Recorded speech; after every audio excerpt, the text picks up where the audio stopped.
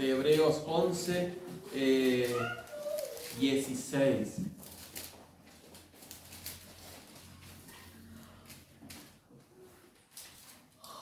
¿Dónde buscas la felicidad? Los dos paraísos. Hebreos 11, 16. Dice así: pero anhelaban una mejor, esto es, celestial.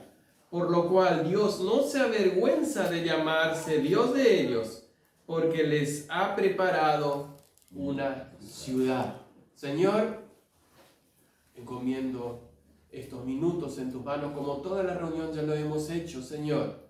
Especialmente te pido que dirijas mis pensamientos y que me hables y me sigas hablando a mí como a mis hermanos, Señor. En el nombre de Jesús. Amén. Amén. La Biblia comienza con el relato de un paraíso y termina volviendo a hablar de otro paraíso. Ambos lugares eran son de felicidad, los dos paraísos. El primero fue hecho para el hombre natural, el hombre creado. El segundo es hecho para el hombre redimido. En el primero Dios preparó todas las condiciones para que el hombre pueda gozar esa felicidad. Puso, como se estaba mencionando esta mañana, ¿no? Puso las flores, puso los pájaros. Todo lo que vemos está haciendo o cumpliendo para lo que Dios lo creó. Mostrar su grandeza, alabarlo, adorarlo. Pero el único que tiene la capacidad de decidir, de alabarlo, de buscar su compañía, es el hombre.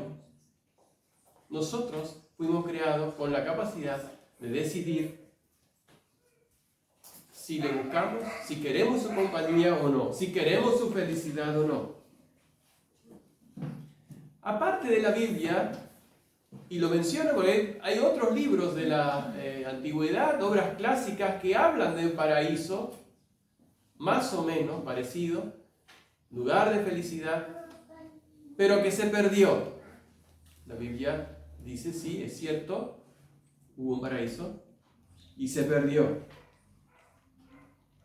Pero la Biblia termina y habla mucho más en el Nuevo Testamento, no de lo que se perdió, sino de lo que se prometió, de lo que Dios promete a sus hijos.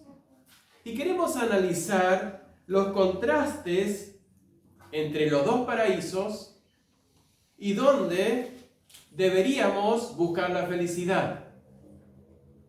Por eso, mientras que analizamos los contrastes, que va a ser la primera parte del tema, vamos a considerar la pregunta: ¿dónde busco la felicidad? ¿En recuperar el paraíso perdido o en esperar el paraíso prometido? Y el primer contraste que vamos a hacer es en su emplazamiento, el lugar, ¿dónde está el paraíso? El primer paraíso fue creado, fue puesto en la tierra, en la cual estamos hoy, y dice que en la Asia Occidental. No lo vamos a buscar, ustedes conocen todas las descripciones, que había un río que se dividía en 4 brazos, y todas las descripciones. Era un lugar físico, no es un invento de los hebreos o de alguien que era bastante inteligente que inventó algo que existió un paraíso. Fue real. ¿Está la descripción? Así que ese primer paraíso duró no mucho. Aparentemente con el diluvio fue destruido. El segundo paraíso es celestial. Se detalla su situación allá en el cielo de Dios, según lo que leímos en Apocalipsis 21:2. O también, como dice Pedro, en 2 Pedro 3:13 dice: un cielo nuevo y tierra nueva. Es otro lugar, no es el mismo paraíso recuperado, como decimos hoy, reciclado, o esas palabras que se usa bastante, que están bien, no estoy diciendo que esté mal, pero un paraíso reciclado. Dios no va a reciclar el Edén, Dios hace tiene un nuevo paraíso preparado para los que le aman. El segundo contraste de los dos paraísos es en relación a Satanás. En el primero, el tentador envidioso, lo vemos en Génesis 3:1, dice que la serpiente era astuta más que todos los animales. Y ella fue a la mujer y le dijo, con que Dios ha dicho, no comáis de todo árbol del huerto. Fue ahí a tentar a nuestros padres. Y introdujo en el alma pura de ellos la desconfianza y la ambición. Esa fue la tarea o el deseo de Satanás. Meter la desconfianza y la ambición. Los dos grandes, uno de los dos grandes, más grandes del mundo o de los hombres. La desconfianza y la ambición. ¿Por qué tanto dolor? Y mayormente se centra en que desconfiamos de los demás, desconfiamos de Dios y ambicionamos tener vida, gozo, felicidad, pero fuera de Dios. Eso es el hombre. No queremos a Dios. No queremos que este reino le mandara una embajada en la parábola que Jesús contó. No queremos que reine. Satanás sigue manejando a la humanidad y eso es lo que él desea hacer, tirando de esas dos riendas. La desconfianza hacia los demás, hacia Dios, y la ambición. Lástima que muchas veces gana ese tirón. En el segundo paraíso, Satanás no estará más. No tendrá entrada. Es excluido, según Apocalipsis 20:10. Estará fuera. No habrá más pensamientos de confianza hacia Dios y hacia nuestros semejantes. No habrá más ambición porque tendremos todo. Y no habrá más pecado.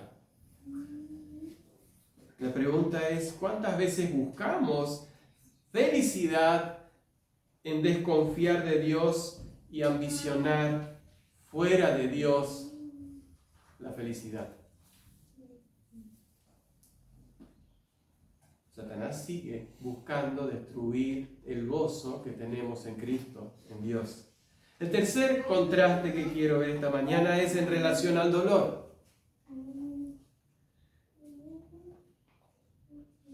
Después de la caída, la condición del hombre fue cambiada. Y leemos, y vamos a buscar Romanos 8:20 al 22, en donde hay un problema, para minimizarlo, no es un problema, es mucho más que un problema. Porque la creación fue sujeta a vanidad, Romanos 8:20. No por su propia voluntad, sino por causa del que la sujetó en esperanza.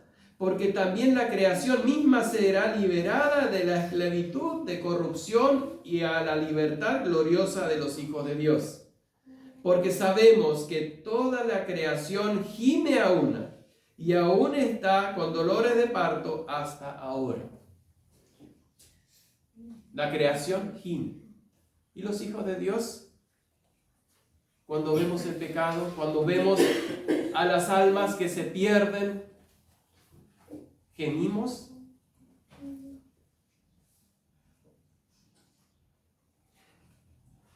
Espinos y cardos fue la maldición que Dios ejecutó sobre la tierra. Los animales se volvieron feroces, las bacterias que eran buenas se volvieron malas, algunas de ellas. Y el dolor aumenta mientras que el pecado aumenta. Cuanto más pecado, más dolor. No somos más felices que los patriarcas, no crean. Por ahí pensamos que pobre Abraham tenía que vivir en una carpa y y mudarse, y Dios le mandaba para un lado y había sequía, tuvo que ir a Egipto. Pero podemos asegurar, por la vida que llevaban, eran más felices que nosotros. La ciencia hoy se esfuerza, trabaja, estudia. Cuando usted ve los titulares, lo primero que busca es disminuir el dolor y extender la vida. ¿Pero para qué? Para poder recuperar el paraíso perdido. Quieren erradicar el dolor y no lo van a lograr. Porque donde piensan que han controlado el COVID, aparece ahora el dengue. Habíamos escuchado de muertos por día por COVID, ahora estamos empezando a escuchar muertos por día de dengue. Y así va a seguir. Yo no quiero ser pesimista, es lo que pasa, es lo que vemos. En el segundo paraíso el dolor será quitado. Esa es nuestra esperanza. A veces cuando hablo, y me gusta hablar con personas que ya sienten o saben que están cerca de irse. Incluso personas que están, personas creyentes, que están firmes en el Señor y enfrentan el dolor, dicen, mi esperanza está en recuperar el paraíso. No, mi esperanza está en el cielo. Mi esperanza está en Cristo. Voy allá, una nueva casa, un nuevo cuerpo. Todos los motivos del dolor moral y físico van a desaparecer en el cielo. La muerte, la enfermedad, la pobreza y el pecado se les llama las primeras cosas. Lo que se leyó esta mañana, Apocalipsis 21:4. Las primeras cosas que pasaron serán un recuerdo. Ya no estarán más muerte, dolor, enfermedad y pecado. Otro contraste más, en cuarto lugar, respecto a la maldición. Ya hablamos un poquito de esto. Dios tuvo que pronunciar la sentencia y solo Él puede ejecutar lo que es la sentencia de maldición. Aunque muchas veces en nuestras bocas, y dice Santiago que no debe ser así, pero en nuestras bocas salen maldición y bendición. Pero el único que tiene autoridad para dar la maldición es Dios. Y en el segundo paraíso no habrá más maldición. Porque no habrá más ningún motivo para maldición, porque la última maldición que se va a ejecutar, ¿cuál es? Sobre los perdidos y sobre Satanás. Esa será la última maldición. En el paraíso, en el cielo, en el segundo paraíso, no entrará maldición. Quinto contraste. Siempre teniendo en mente la pregunta, ¿a dónde busco la felicidad? ¿En el paraíso perdido o en el paraíso prometido? Y acá estamos viendo la diferencia, cuáles son esas diferencias entre uno y otro. ¿Dónde me conviene buscar la felicidad? Quinto, respecto a la vergüenza. El hombre no puede sufrir a Dios ni su palabra cuando está en pecado. Hay suficientes ejemplos en las Escrituras y ya el primer hombre, ¿qué pasó con Adán cuando pecó? Se escondió. ¿Y qué dijo? Tuve vergüenza porque estuve desnudo y me escondí. Caín, cuando mató a su hermano, Dios, él se quedó errante. Dice en Génesis 4 que él anduvo errante, perdió. Pero no porque deseó, dije, bueno, voy a empezar a ser nómade, voy a empezar a andar errante. Sino que él mismo decidió alejarse de Dios, porque se me echa delante de tu presencia y andaré errante. Eso le dijo Caín a Dios.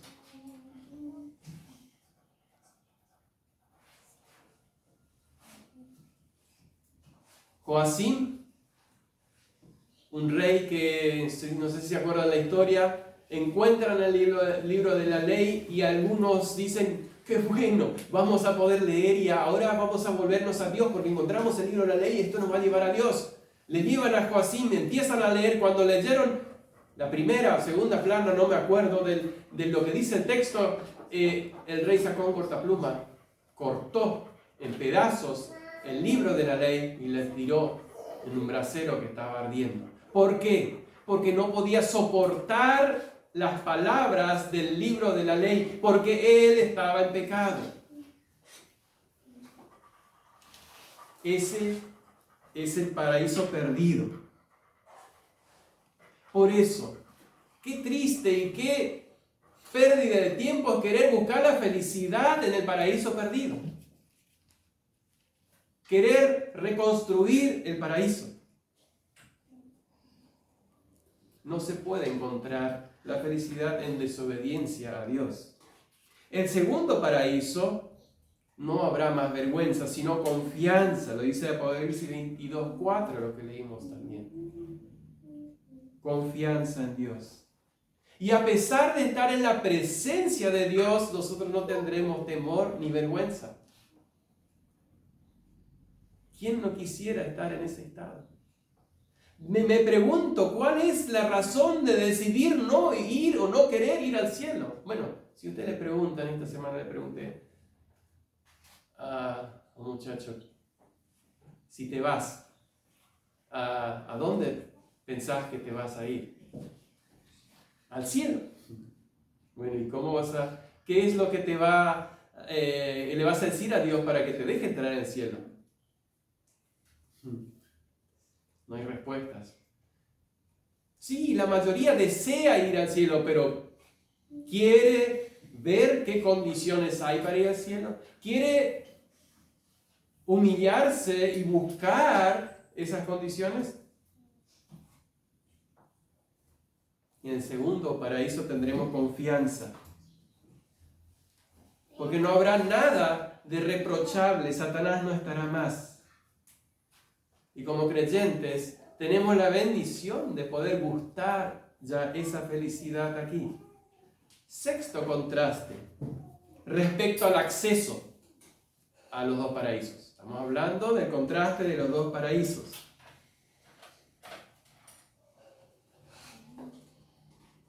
Dios no quitó inmediatamente del mapa al primer paraíso. Y bueno, ustedes pecaron, dense vuelta para allá y lo borró.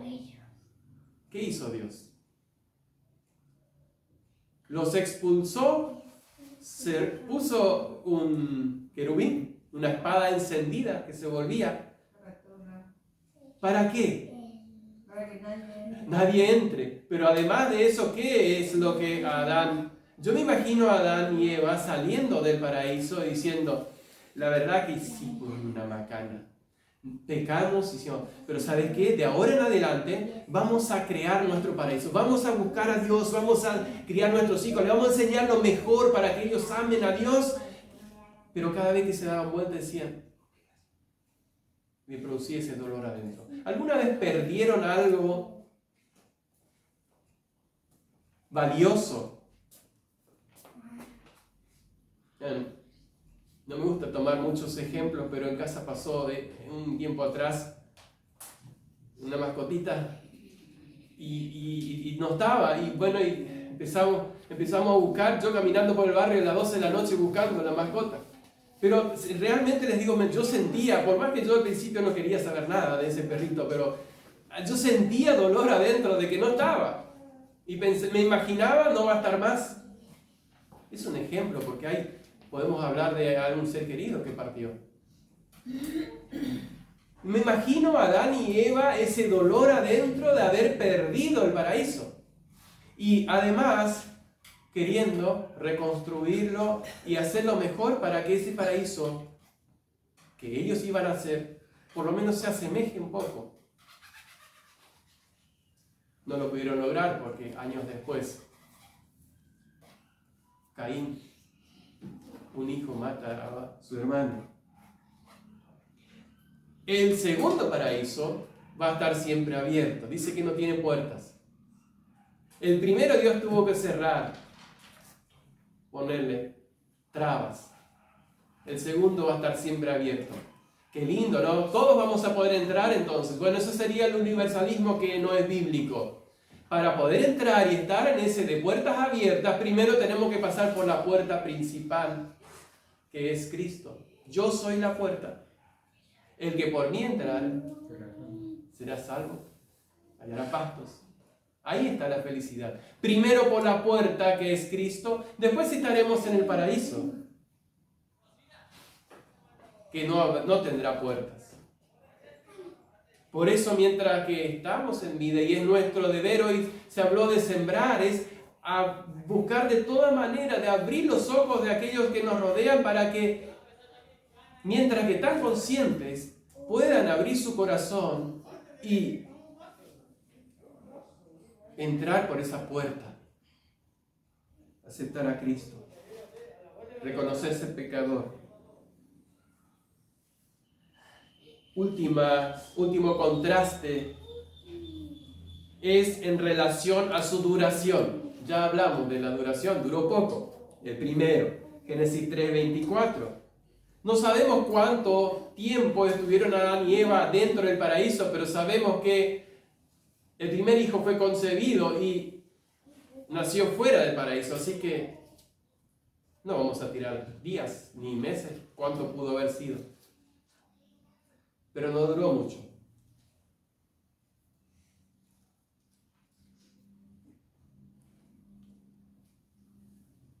¿Cuánto puede durar la felicidad aquí? Quiero leerles una frase de Freud. Freud fue el padre de o todos dicen que fue el padre de la psicología, un hombre que odiaba a Dios, odiaba a los cristianos y odiaba la Biblia. Así que imagínense lo que es la psicología si él es el padre. Pero no por eso le quiero mencionar, sino porque dijo algo, lo que realmente pasa con las personas. Dice así: la felicidad siempre la intentamos alcanzar, pero nunca logramos prolongar. El hombre está siempre en esos dos estados, corriendo, buscando la felicidad, y cuando la tiene, cree que la tiene, tratar de mantenerla, agarrarla para poder sostener esa felicidad y vivir así feliz siempre. Un hombre que no conocía a Dios decía: no la alcanzamos, y si la alcanzamos no la podemos prolongar, porque la felicidad no está en el paraíso terrenal, sino en el cielo.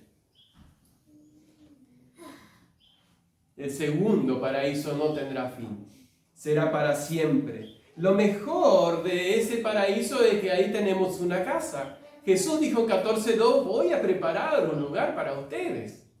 Ahí está nuestra casa. Me imagino que algunas veces se habrán puesto a pensar cómo será esa casa. Una casa que dentro de 5 o 10 años comienza a gotear, hay que repintar, hay que arreglar las puertas, arreglar la mochila del inodoro. ¿Esa es una casa así? No. No me imagino. No, es que no hay comparación aquí. Una morada eterna donde vamos a vivir y vamos a ser felices, porque esa es lo que Cristo prometió, lo que Dios promete a los que le aman. Cosas que ojo no vio ni oído ha oído, oyó, son las que Dios tiene preparado para los que le aman. Viviremos en gozo supremo. Quiero pasar a una aplicación de todo esto, buscando, o dónde buscas la felicidad. ¿En cuál de los dos paraísos? Reconsideremos la pregunta que hice al principio en la introducción. ¿Dónde buscas la felicidad? ¿En recuperar el paraíso perdido o esperar el cielo prometido? Consciente o inconscientemente, la humanidad sueña con recuperar ese paraíso perdido. Eso es algo natural. Quieren la vida eterna, y les digo que si ustedes siguen las noticias, siempre hay un científico que dice: dentro de poco vamos a poder vivir 140 años. Yo no sé si quisiera vivir 140 años. Sí, dice que para no sé cuántos años la humanidad va a tener un promedio de vida de 140 años. Si no nos morimos antes. Bueno, si no nos morimos antes. Muy bien, la acotación. Bueno, pero hay que llegar a 140 años. ¿Cómo? Bueno, sin dolor también. Ellos también que están diciendo que eso va a llegar. ¿Por qué? Porque quieren recuperar ese paraíso. Quieren seguir en ese paraíso que se perdió, que Dios ya lo excluyó, lo sacó, sino que prometió uno nuevo.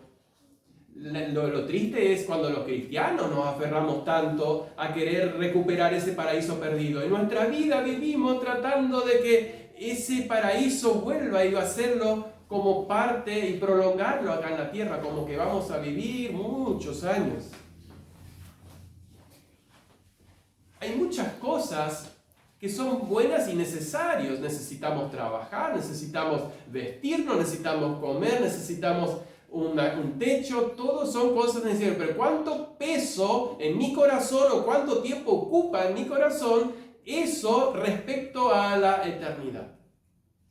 Ahí está el kit de la cuestión. ¿Cuántos de nuestros objetivos y actividades diarias tienen en cuenta la vida eterna? En Hebreos 11, de lo que leí hoy un versículo, vamos a leer unos versículos más. Busquemos Hebreos 11 y ahí vamos a ver 5 actitudes observables en los que esperan el paraíso prometido. ¿Vimos cuál? Felicidad. ¿En dónde estamos buscando la felicidad? Hebreos 11, 13 al 16, vamos a ver 5 actitudes observables o que se ven en las personas, en los cristianos, que buscan la felicidad en el paraíso prometido. 11, 13 al 16. Conforme a la fe murieron todos estos sin haber recibido lo prometido, sino mirándolo de lejos y creyéndolo y saludándolo y confesando que eran extranjeros y peregrinos sobre la tierra. Porque los que esto dice claramente dan a entender que buscan una patria. Pues si hubieran estado pensando en aquella de donde salieron, ciertamente tenían tiempo para volver, o tiempo de volver, pero anhelaban una mejor, esto es la celestial, por lo cual Dios no se avergüenza de llamarse Dios de ellos, porque les ha preparado una ciudad. Este texto sería tema para varios mensajes, pero yo quiero usarlo en la aplicación de las características o cómo nosotros debemos vivir la vida teniendo en cuenta el ejemplo de estos hombres de fe en los cuales ellos demostraban que ellos estaban puestos su felicidad en el paraíso prometido. Primero dice que lo miraban de lejos, conscientes de que aquí no es. Lo miraban de lejos, allí a lo lejos, pero lo miraban. No es que se imaginaban, lo miraban. La fe estaba en eso. La mirada en el cielo. Y entonces, la primera característica o actitud que observable en nuestra vida debería ser que estamos constantemente mirando al cielo. La segunda dice creyéndolo. Pueden tener la vista ahí, lo que leímos en el versículo 13, creyéndolo. No era simplemente cada tanto, un fin de semana y nos juntamos y decimos, sí, yo creo que voy a ir al cielo. La verdad que me puse a pensar esta semana en el cielo. No, es algo constante creer que mi vida no está aquí, sino que está en los cielos. Debe reflejar un estado de fe. Dice, en tercer lugar, saludándolo. Yo me imagino al escritor, inspirado, ¿no?, por el Espíritu Santo, teniendo en mente a alguien que está, no sé, pongamos del otro lado de un río y de la otra orilla y está saludando. Hola, y ve a alguien y saluda, como cuando se va un barco, cuando se va, ¿no? Empiezan a saludar la gente, vemos en la película, ¿no? Empiezan a saludar, saludándolo de lejos, porque lo tenían tan real. Ahora pregunto, ¿cuántas veces pensamos en esa realidad de que el cielo es real? Que es una promesa, que realmente allá está mi tesoro. Porque ¿dónde está nuestro tesoro? está. Ahí está nuestro corazón. Ese es el problema. Pues ahí tal vez cuando pasa eso no tenemos nuestro tesoro allí o no pensamos en ese tesoro. Saludándolo. En cuarto lugar, confesando que eran extranjeros y peregrinos. Eso es importante. No aferrándose a lo que pasa o lo que hay en este mundo. Y en quinto lugar, el versículo 14, buscando la patria celestial. Seguían buscando, seguían eso, ¿no? Dan a entender que buscan una patria celestial. Por eso Dios mismo no se avergüenza de llamarse Dios de ellos, porque ellos estaban buscando esa patria celestial. No buscaban volver al paraíso del Edén. No buscaban decir, bueno, vamos a hacer una ciudad y vamos a crear ahí el ambiente perfecto donde vamos a poder vivir bien, criar a nuestros hijos, donde no va a entrar el pecado y vamos a ser los santos de Dios. Sabían que la patria celestial estaba arriba en los cielos.